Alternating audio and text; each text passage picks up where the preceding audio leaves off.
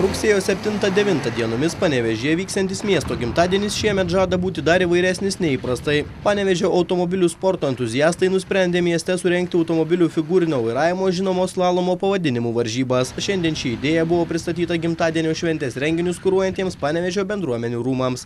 Anot vieno iš pasiūlymo autoriaus Andriaus Antanaičio, kol kas ši idėja tik vildenama ir ar ji virs miesto šventę puošiančiomis varžybomis priklausys tik nuo Panevėžio vadovų geranoriškumo. Organizatoriai užsimena, kad panašios varžybos vykdavo Šakiuose taip pat miesto šventės metu. Atėjom į bendruomenių rūmus su tokio mintim, kad Panevėžy po ilgą laiką suorganizuotų automobilių slalomą, nes Panevėžy, kaip žinote, senokai buvo kažkas susijęs renginys su mašinom, tai va ir norim šiemet per miesto šventę suorganizuoti automobilių slalomo varžybas. Kol kas viskas gerai, ta prasme, visi geranoriškai nusiteikę, tai tikėkime viskas ir bus. Renginys turėtų įvykti ir pavykti.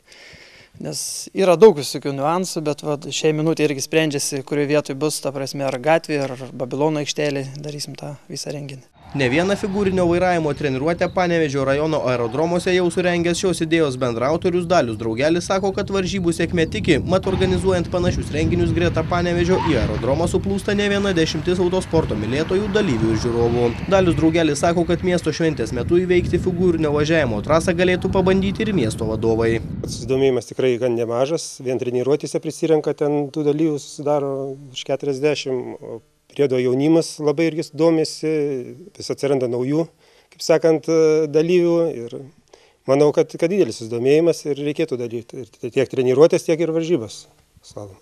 Po susitikimo su Panevėžio bendruomenių rūmų atstovais miesto šventės ir varžybų organizatoriai išvyko į susitikimą su Panevėžio apskrities vyriausiojo policijos komisariato viršininko pavaduotoju Gintaru Kliauga. Ten buvo aptarti varžybų saugumo klausimai ir būsima vieta. Slalomą numatoma rengti Urbšio gatvės atkarpoje.